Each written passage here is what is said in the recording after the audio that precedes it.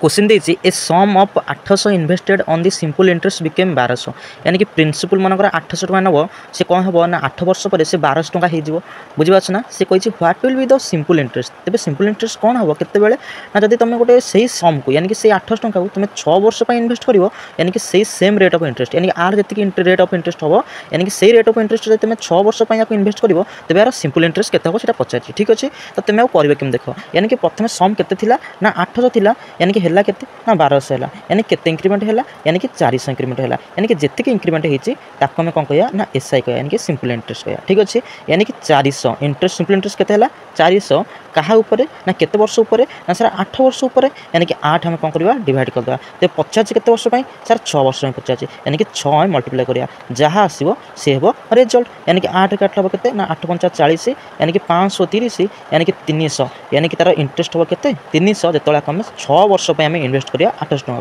यानी कि option number D हम करेक्ट आंसर जदि वीडियोटी भल लगी तेज लाइक कमेंट शेयर सब्सक्राइब कले भूलें। Thank you.